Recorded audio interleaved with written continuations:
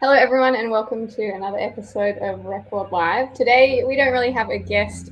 We, as part of the Record team, are just coming together to have a conversation about something that was written about in one of our recent issues, and that is the Sabbath. And today, we're talking specifically about the relevance of the Sabbath, if it is still relevant. And if you're live with us today, we would love you to join in on that conversation. Just write in the comments if you have any questions or if you have anything to say. But welcome, Jesse and Jared, my fellow comrades. Before we get into it, I'm wondering if, to kick this conversation off on a lighter note, if you can share with us maybe one of your favorite Sabbaths or a Sabbath that stands out in your memory.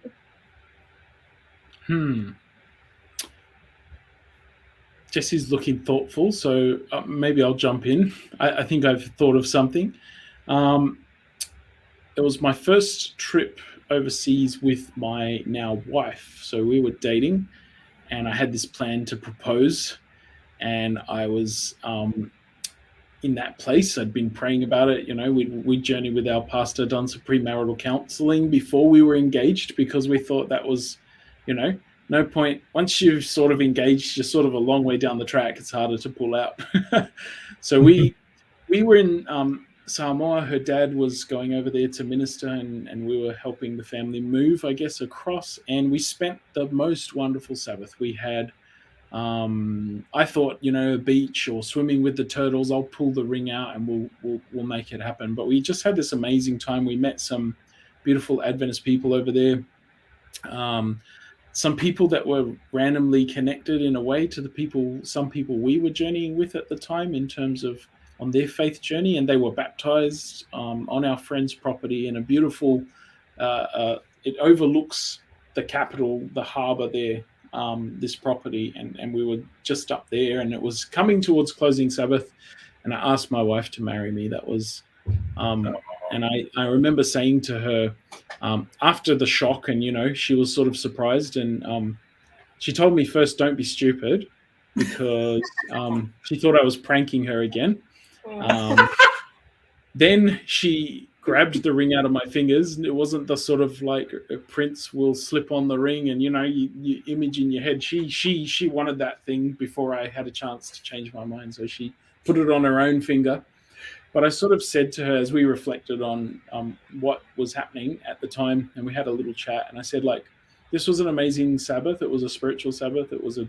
We saw baptisms. We got to worship with like believers, across the globe. We're in a different place, but we have this faith community, this family. And I said, this is really what I want our family to be based in and around, like this faith that we have, this experience that we've had today, this beautiful, restful, amazing Sabbath where we've worshipped and we've found community and all the rest.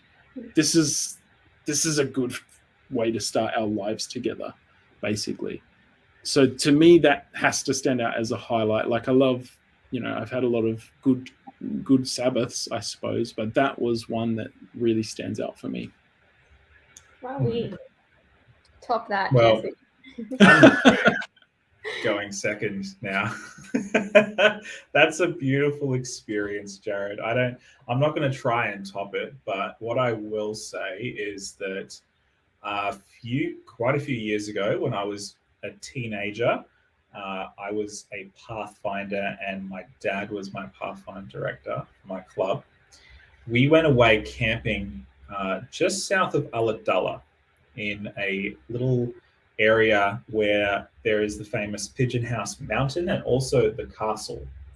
And these two landmarks, they're out like in the middle of nowhere. They're really out far. And we had a camping trip with myself, my dad, my brother, and another family friend and his two boys. So there was just a couple of us. And we decided that we would climb the castle. And so Friday night we got out there, we camped at the base of the castle. And if you've never seen it, it's called the castle because on top of it, it is absolutely flat. And it's quite a hike to get up there. It is not like a, railing and steps sort of situation. It's pretty rugged.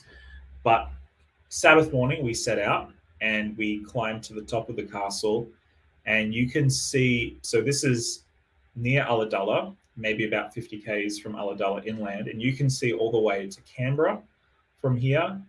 You can see up and down the coast, the ocean. It's the most incredible experience. And I remember as a young kid, I grew up in a pretty conservative church, and Sabbaths were often not that exciting for me. But I thought it was so cool that my dad would take us out to this really, really awesome place. And of course, I can't remember any of the trauma and the pain of climbing up this mountain as a teenager. It was a pretty hectic sort of climbing experience, and probably not all that safe, but it was just fantastic. And I just remember being out there in the middle of nowhere with these folks and just reflecting on how cool it was. And as I think about it as an adult now, I'm much more grateful than I was even then, because the guy that we went out with, his name was Bruce, and sadly, a couple of years ago, he passed away from cancer, and that is sort of like an enduring memory for him and his boys, who are still kicking around these parts as guys that we grew up with, and just being able to share that beautiful Sabbath memory with them. So yeah, that's mine. Awesome. So many good natures, so many good Sabbaths are in nature. Awesome. Yeah. Well, I guess what about you, Zanita? You can't get off scot-free. I have so many. Well, one of them that probably tops them is my church went to the Middle East as like a Bible Lands trip. My church at the time, we were like a tight-knit family, so to be there with them was awesome. But we were in Jerusalem on Sabbath, and we'd kind of already seen the site. So for Sabbath, we the day before, we got like falafels and we got figs from like the local fruit stall. And then on Sabbath, we just found like olive trees, and we just kind of basked under them, and we just sort of reflected on the trip and our time together. And so that was just cool to be in Jerusalem on Sabbath with like my favorite people. Yeah, that's a standout one. Yeah. So I guess leaning into this conversation, obviously we're talking about the relevance of the Sabbath. But the first thing I think we should probably just address is like why we keep this day, why we do that every week. Because obviously there's some faith groups who, think it's like done away with and think it's just based around rules. And so how would you respond to that? Why do we keep this day? Well, I think for me, Sabbath is something that is almost like a reflex for me, because I think in part the fact that I have been brought up in this faith tradition, Sabbath is something that I think if I ever found myself outside of the faith tradition for any reason, and I don't plan on doing that anytime soon, but if I did, I think I would really struggle to not do Sabbath in some way, shape, or form. And of course, every Sabbath looks different. We live on the other side of pandemic at this point. I feel like the pandemic is something that we're living with now, but maybe we feel like we've moved past it in some ways, even though it's still kind of there. And so for me, Sabbath is kind of this thing where sometimes I'm with a church community and sometimes I'm not, because the pandemic has kind of made that, sometimes it's safe to meet, sometimes it's not safe to meet. And so you have to make those decisions depending on where you live. But for me, I think it's almost ingrained on my heart and in my head. It's something that has been taught to me such a long time that I don't know what I would be able to do.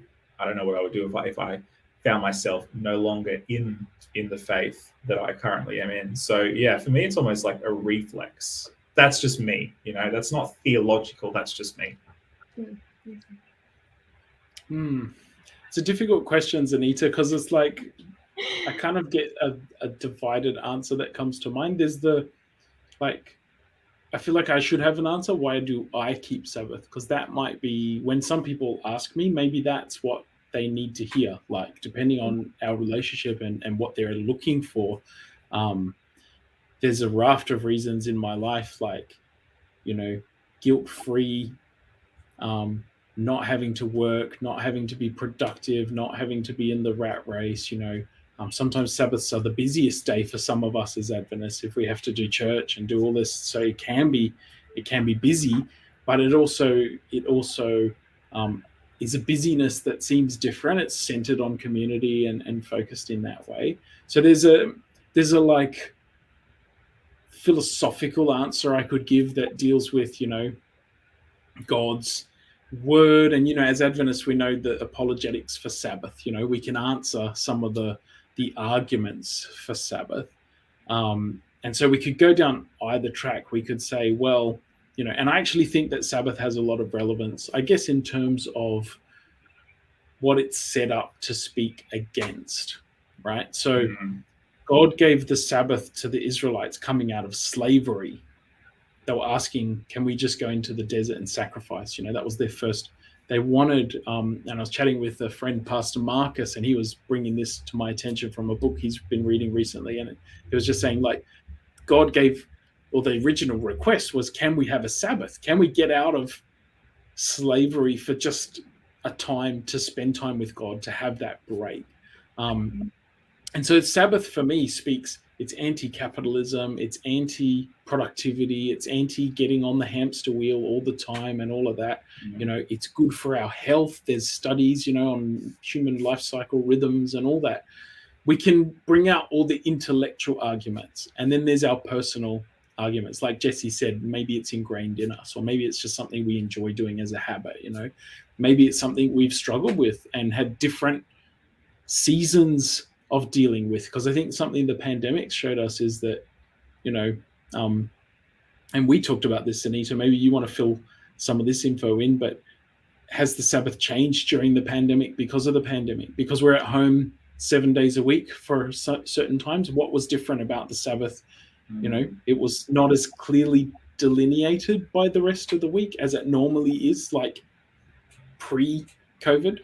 And so, yeah, I guess there's those two streams of answers, and maybe that answers your question, maybe it doesn't. But to me, it's like, that's the first decision I have to make. If someone's asking me about it, do they want to know my personal reasons, my experiential reasons, or do they want to know like the theological reasons, or the philosophical reasons, because it's good for the environment to have a break, from the rat race? Like, what are they after? What's going to help them? Yeah, sure. Yeah, I think prior to COVID, my response was always like, it's a day of rest. It's an opportunity to slow down. Like, it's emotionally satisfying. It's spiritually satisfying. It's physically satisfying. Like, it renews you in all these different ways. And then COVID happened, and we were all forced to do that 7 days a week. And so then I had to kind of rethink the Sabbath. Like, how can this day be different? And am I actually needing more rest, because I kind of just want to do something? And so when COVID was happening, I remember my sister and my mum and I were trying to find ways to get creative with the Sabbath. And so we discovered this thing called pleasure stacking, which is like a psychological tool. People usually use it for like anniversaries and big birthdays, where they think of like their ideal day. And so like think of like 5 things they would love to do that would bring them pleasure, and they would do those things, say, on their like 30th birthday or their 20th anniversary. And so we started to do that on the Sabbaths. And so Sabbaths then became a day that we then looked forward to again, because we were savoring it, and we were doing these things that were really exciting. And we were also doing it together. So we kind of still, while we couldn't go out and see people, we were like in that together still. We weren't like around the house doing our own things. And so, yeah, it's one of those things we had to rediscover, I think. But now going back, things are kind of normal again. It's just made me sort of think about it, like, what is the Sabbath, and like, how do we practice this in a way, as we're kind of still slow. We're at a slower pace than we were before.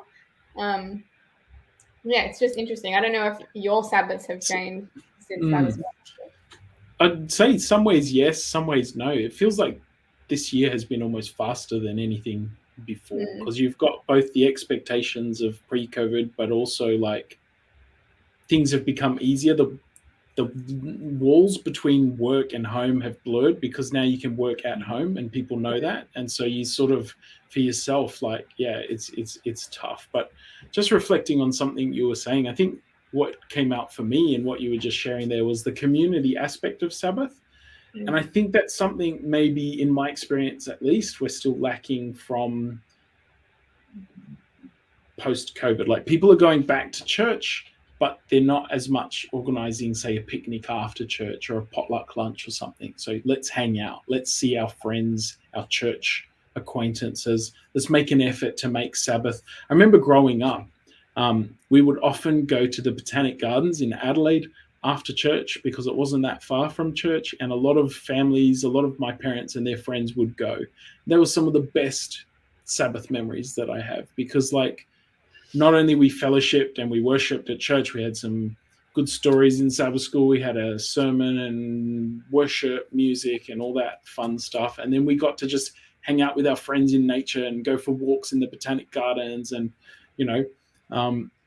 back in those days, it was still free to park in there. So it was easy to get in there. It was close to church, and it was, simple, joyful experience. But I think one thing I've really missed with COVID is community. I guess we're not seeing our friends as much. I don't know about you guys, but there's been less travel to see family and friends that are interstate overseas from me. There's been less,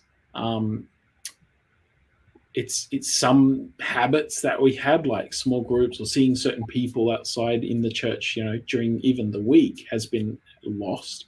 And Sabbaths is just, if you get to church, it's like you go to church, you come home, that's it, rather than some of these other, community experiences. I think Sabbath has to be, or part of Sabbath is community. To me, that's how I find rest and healing and fellowship, and it's through community with other believers.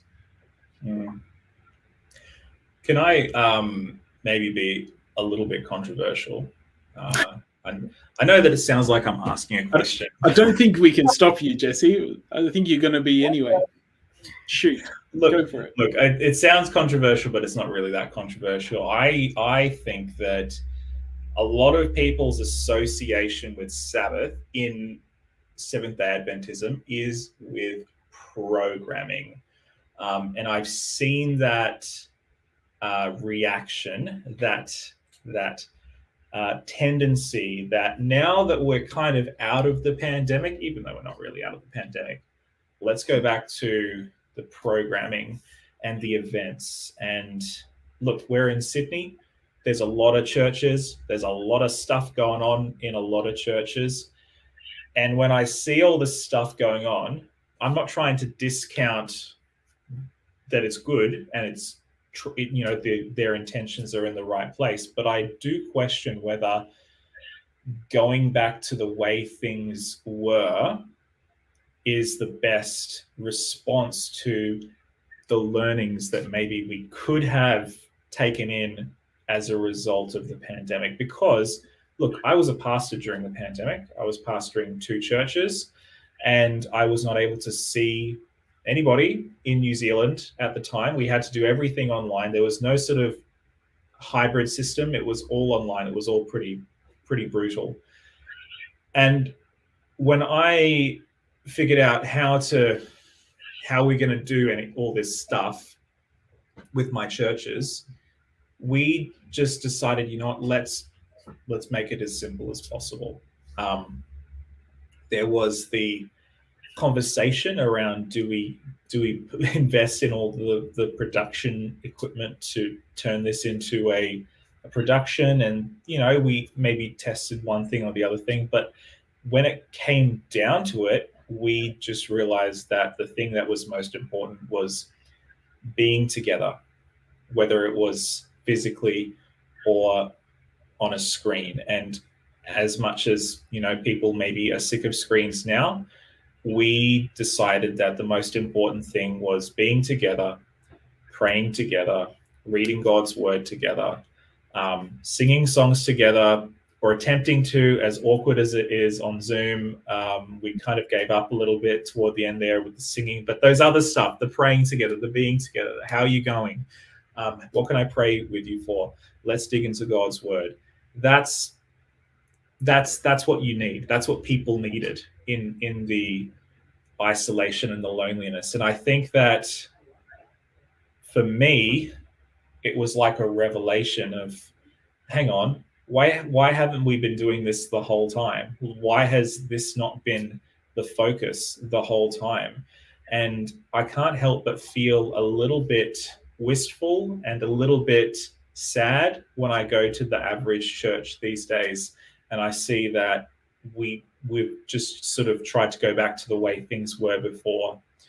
I just think of that quote by Andy Stanley, that people are designed to be in circles, not rows. And I think in some cases we have maybe told ourselves the lie that it's better to go back to being in rows. And I don't think that's the best thing for us personally. Yeah, it's a good point. I resonate with that. When we were in lockdown, when things had kind of lifted a little bit, we started doing house church, and it was such a beautiful thing. And it was also like, wow, I feel like we're living in Acts again. And I think also another point to make is some people find socializing and large groups of people or church really exhausting, and it's not a restful thing. And so a Sabbath may look different for them, or it may look like a smaller circle. And what some churches have started to do around here, or not started to do, but they've continued on with that house church small group thing, and they've sort of switched. Like 1 week we'll have corporate church, normal church, the next week we'll go to small groups or whatever. It kind of balances it out a little bit. But I agree. I think it's something that is really awesome, and we shouldn't just like let go of. Look, I will say that when we came out of our lockdown in New Zealand, we did go back to corporate worship in our churches. But one of the things that one of my churches did, the other one didn't, but what one of them did is we established what was called a family Sabbath, where the first Sabbath of every month would be, stay home, sleep in, go for a walk, go for a picnic, be with your family. Or if you didn't have, a family with kids and all that sort of stuff, be with your people that you love. Unstructured. We're not going to tell you what to do, but we are going to tell you not to come to church. And that was good for a season. Maybe that's not, something that is necessary forever. But for us in that season, we realized that actually, for some people, the motions of going through church every single week was actually more draining than it was beneficial. And so I think in that season, that was the best thing that we could do for the health of our church. But I also recognize that that's not for everyone. That's just what we found helpful. So, yeah. I think life is so complex at the moment. We're being bombarded with information, and it's a strenuous system that we live in. Most of us. Some of us have found that sweet spot, that balance, but many of us are wrestling with finding that. And I think Sabbath is just a wonderful antidote to that crazy complexity and busyness and all that of life. Like Sabbath can be perhaps more simple than we've made it in the past, is what I hear you saying, Jesse, or it's what I'm getting out of what you're saying, at least, that the simplicity of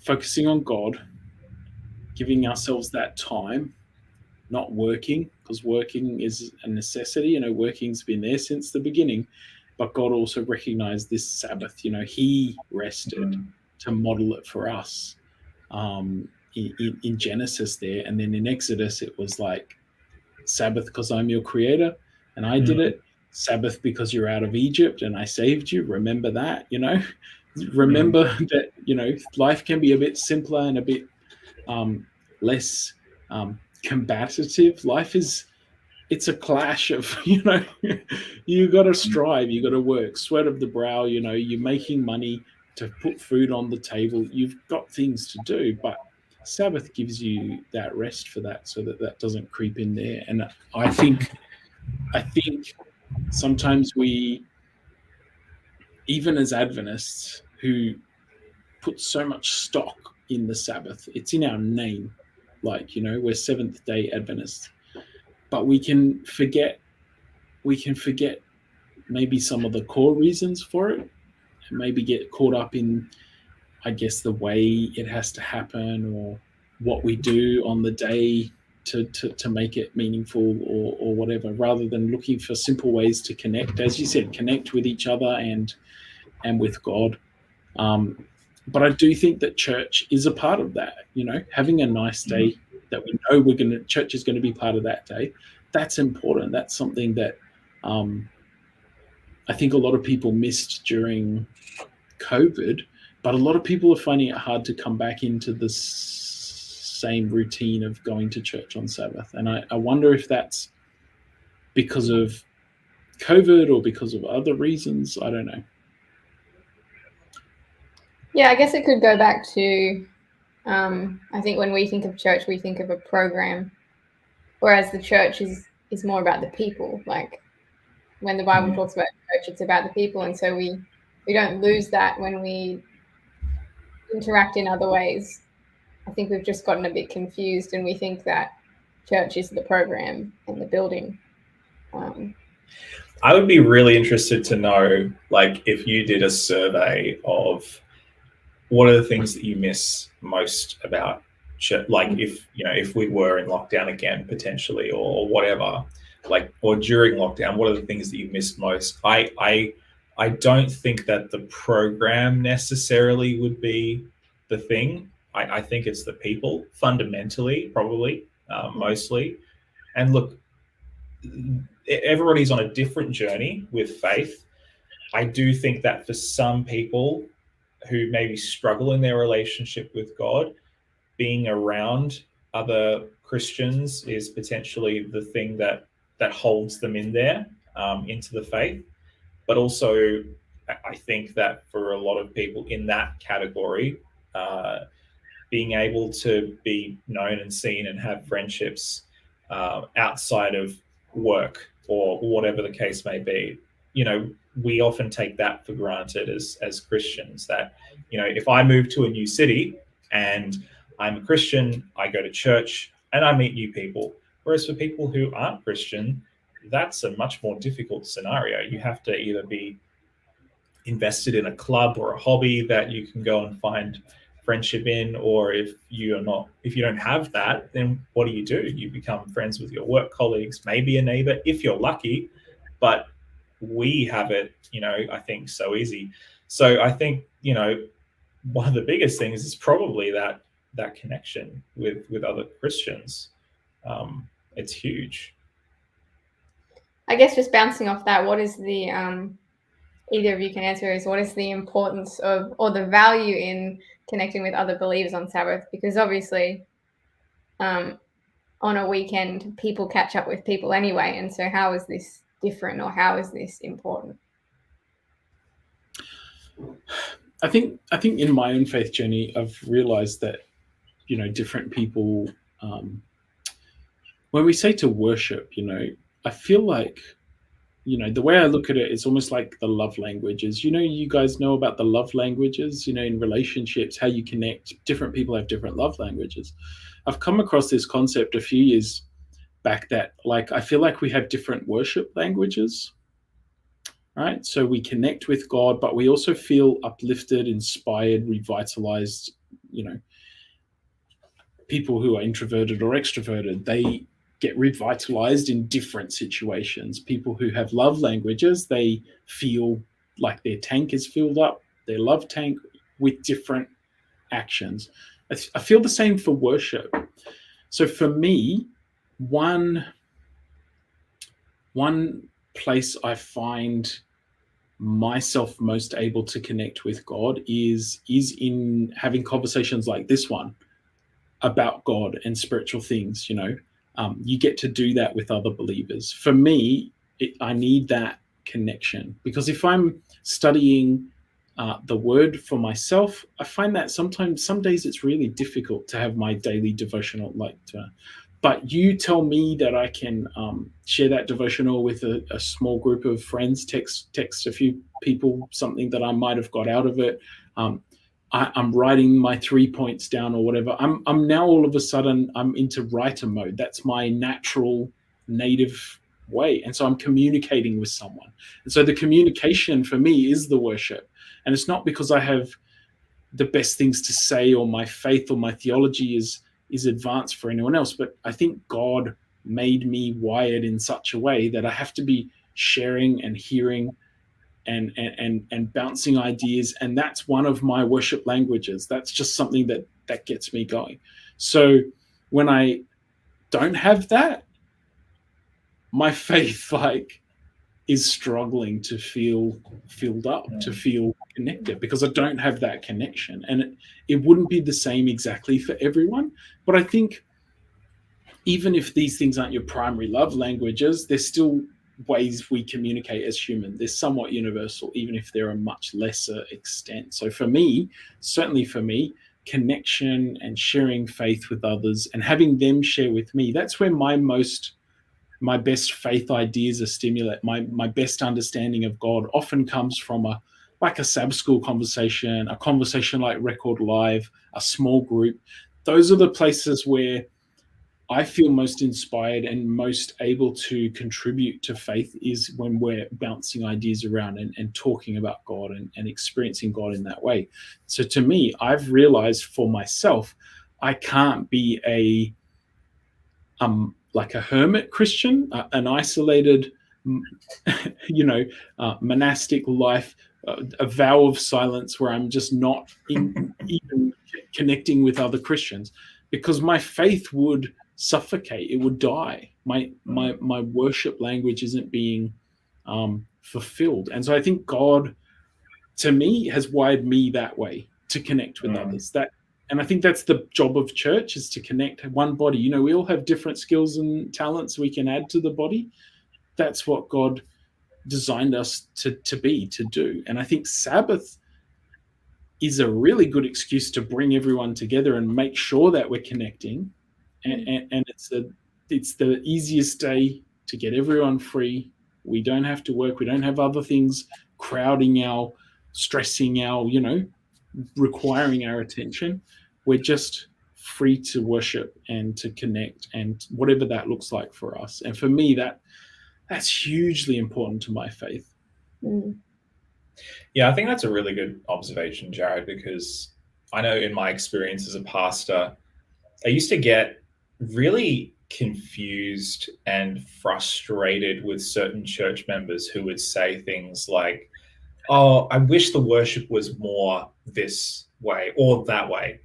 Or they would say certain things like, "I wish the sermon was more like this or like that." Or, "I wish that we served more." And I would just look at my church and I'd look at my members and I'd go, "Oh, well, are we supposed to be doing everything amazingly?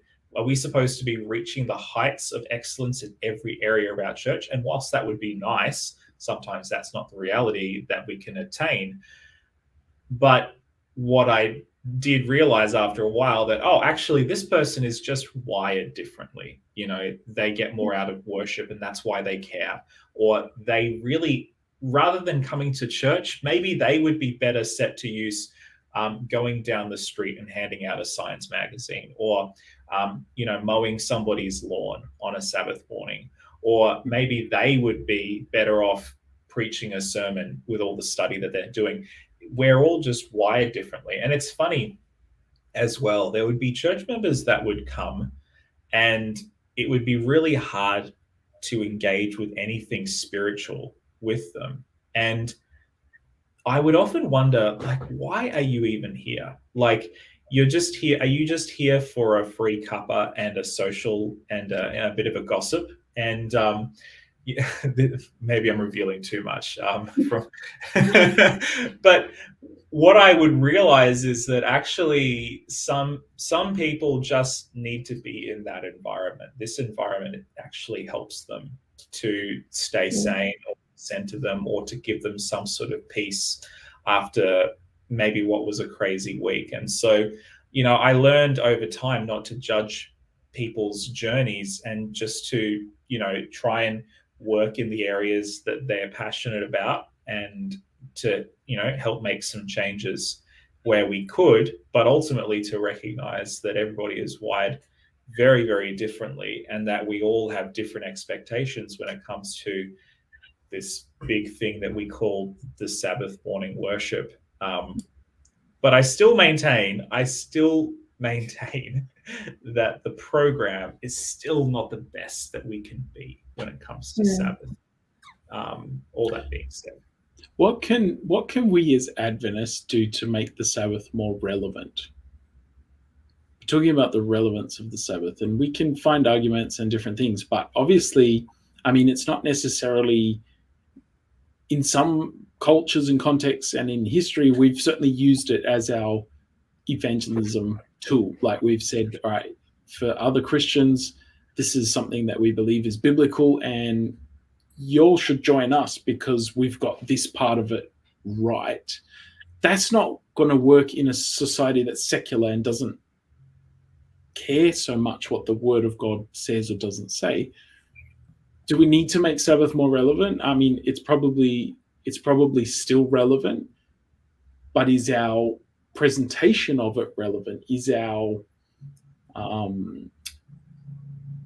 communication of it relevant? Like, okay, we're not changing the message, we're not changing Sabbath, we're not, adjusting it to spruce it up because it needs that. It doesn't. God instituted it. I think it's important. We can probably all agree with that.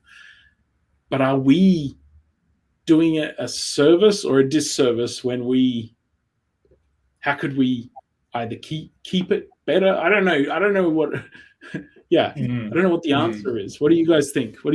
How do we make it more relevant?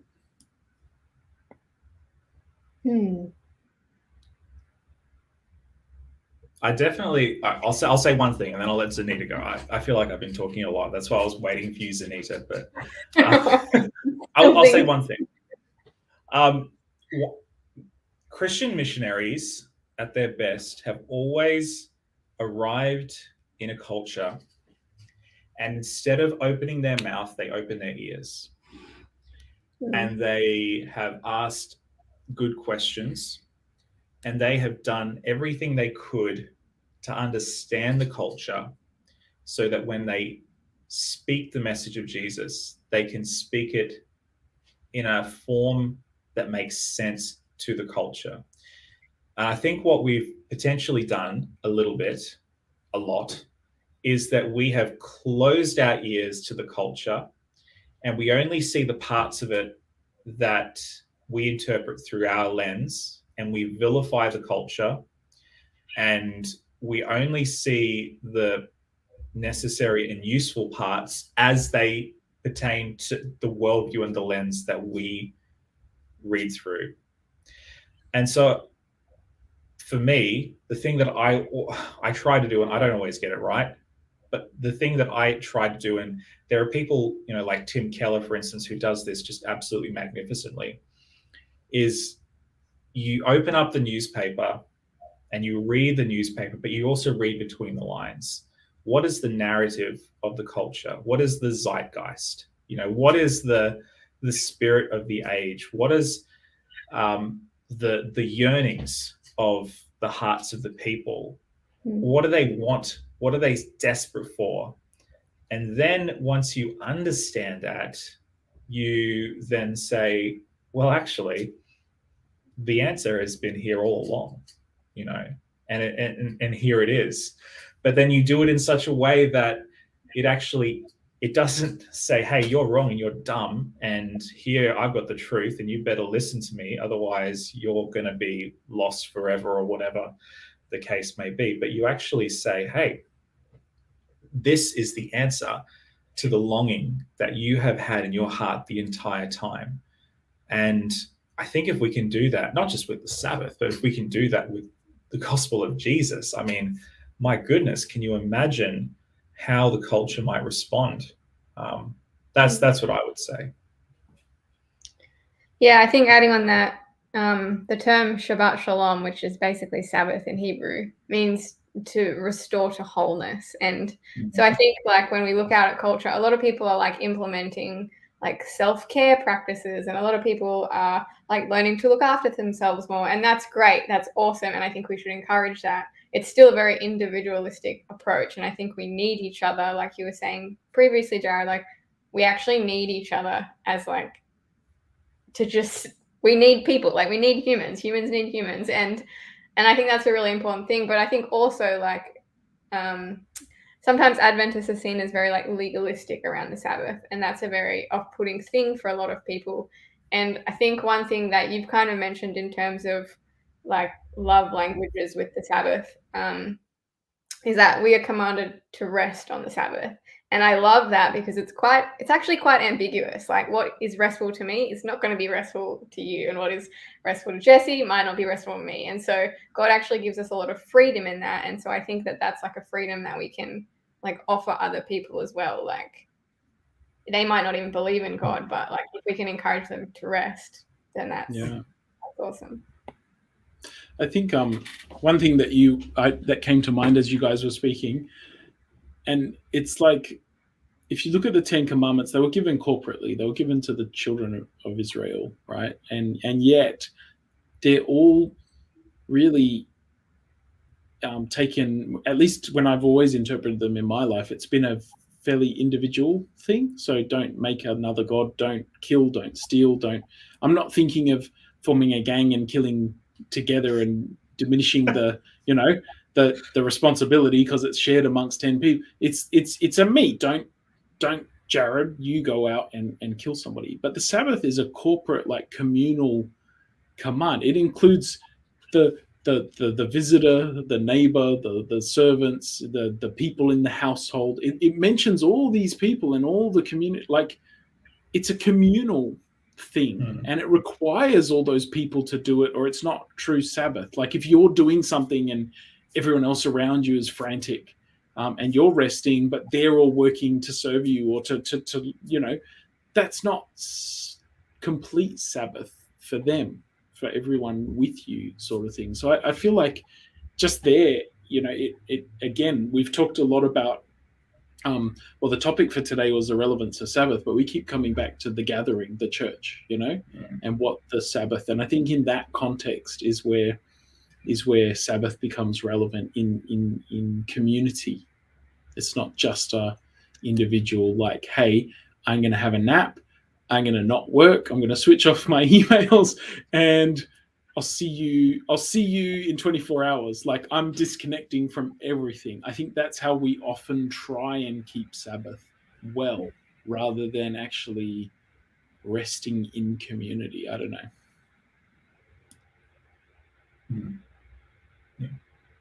Yeah. I want to do Sabbath better. I feel like the pandemic has kind of messed it up a little bit. It's done some really good things, but it's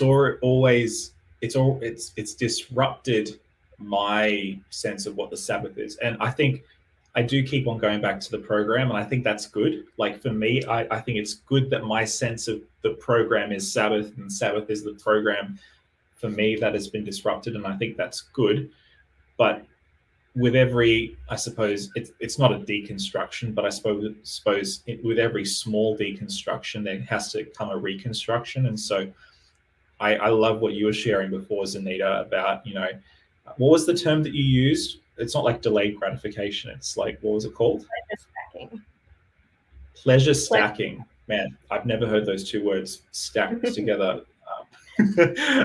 I love that. I think that's amazing. And I would love to hear if anybody is doing anything like that, because I think that there's so much richness there remains uncovered. Yeah, whatever the word is, I don't.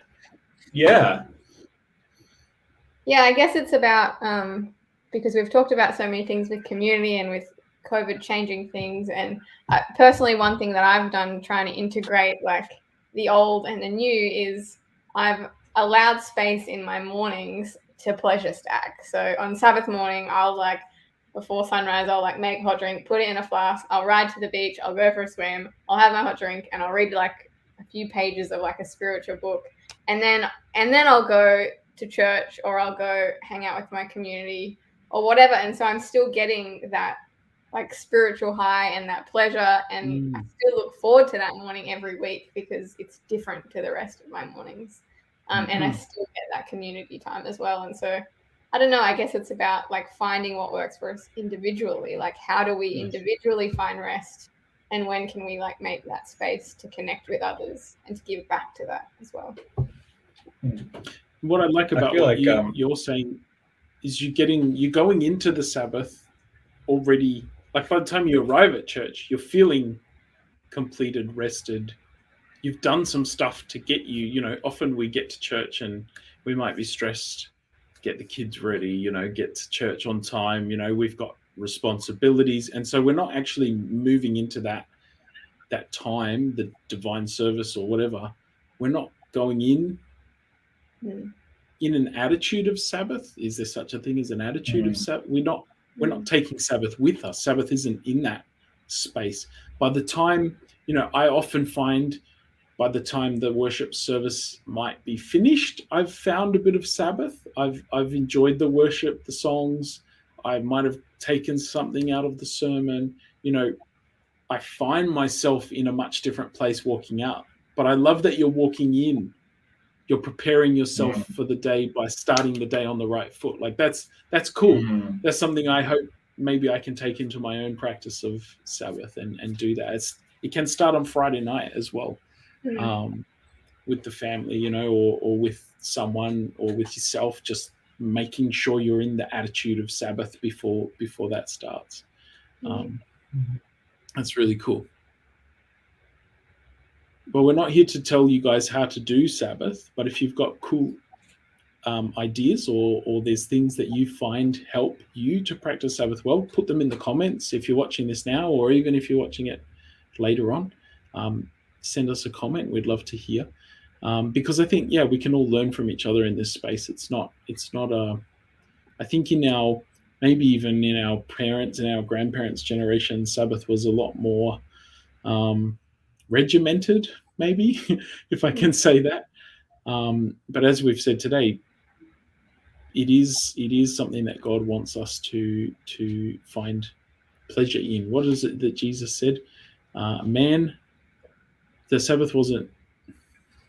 Which way around? Man was not made. Man was made for the Sabbath. The Sabbath was made for man. That's the one. The Sabbath was made for man. That was his statement. And I think sometimes we forget that. Like the Sabbath is like a gift. It is a gift that God has given us. And it's something we should be looking forward to, enjoying, reveling in. It should bring us joy and revitalize us, and give meaning to our Christian, journeys. So, and can I also point out the Sabbath was instituted, if that's the right word, which I kind of don't like that word, but it was instituted before sin.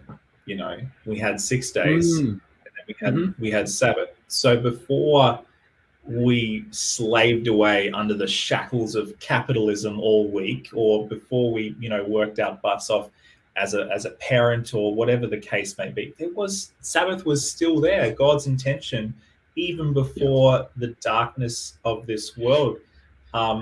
Sabbath was part of God's creation plans. I think that, alone should make us stop and think about the implications of what would a Sabbath look like even without sin. I think that is something that maybe we're all yearning for. Yeah, I guess going on from that as well, like Adam and Eve, they didn't work for 6 days and then rest. They were created and then they rested straight away. And so they lived then from that place of rest rather than from a place of burnout. Whereas we kind of have it the other way around. We burn ourselves out and then we rest. And so it's a cool way to think of it as well. Like resting so that we can go from there instead of working so hard and then having to refuel, if that makes sense. And Zanita, I think you mentioned the initial article that's coming out in Record. I think it's this coming Sabbath, the Sabbath article that sort of kicked off this conversation. And our author sort of talks about, I guess, Sabbath and the fulfillment. And one thing I was thinking about as you've just been speaking is the Sabbath of the new earth, the Sabbath of being with Jesus, and how amazing that's going to be. And, I certainly don't think that Sabbath will be done away with at that point. I think it'll be still a part of the cycle of our lives and eternity. And that's pretty awesome to think about, spending Sabbaths in that way. What is that going to be like? Can my life here prepare me for that life? Can my practices and the things that I do, can I find a little taste of that in my slaving away, day to day? What can that be? I guess we like to finish on a practical point here at Record Live. What's a takeaway? What can we do this week? Or even if you're in our audience, what can you do? Let's think practically as we wrap up this conversation. Unfortunately, we've run out of time. But what can we do? What can we take away from here? That's not just philosophical. Sabbath is a beautiful, time, whatever, we should do it. What's something that we can actually implement maybe? Or one thing that you might have taken away from this conversation to bring in to your weeks. While you're thinking about it, I think for me, the point that was strongest was perhaps, inspired by Zanita's practice of pleasure stacking. I think for me, I need to get my head, whether it's Friday night or Sabbath morning, I'd like to institute some rituals or some practices that help me to find rest, to reset me intentionally, rather than stumbling into Sabbath still carrying some of that baggage and that stress and that, So I think I'm going to try and find some things, some ways perhaps this Friday night to unwind with the family and set the vibe, do something special, make Sabbath something to look forward to. I like the quote you said, Jesse. I can't actually re-articulate the quote, but the quote about being in circles and not lines. That's not like, that hasn't inspired me to just do away with the church, but I think just to figure out how I can form that circle in the church environment and how we can bring people into that again, so that we don't just all walk away from it and let go of everything. Yeah. And I think similar to that point, Jesus did tell us that the world will know that we're his disciples by the way that we love each other. And so I think for me, it's focusing on people and, celebrating the Sabbath with people, but also find ways to be able to engage people who are perhaps on the fringes or, who need that Sabbath. So I think that it's all very well for us to practice for ourselves, but how can we bring Sabbath rest to those around us who perhaps who aren't thinking through this, but still nevertheless have that need? Yeah. Well, that's about time for Live, yeah? Yeah. It flew by. Dude. Awesome. Well, we will be back next week with another episode of Record Live. Thank you, everyone, for tuning in today. We hope you enjoyed the conversation and are feeling inspired to Sabbath well. We'll see you again next week. Thank you, Jared and Jesse, for joining us as well. Thank you.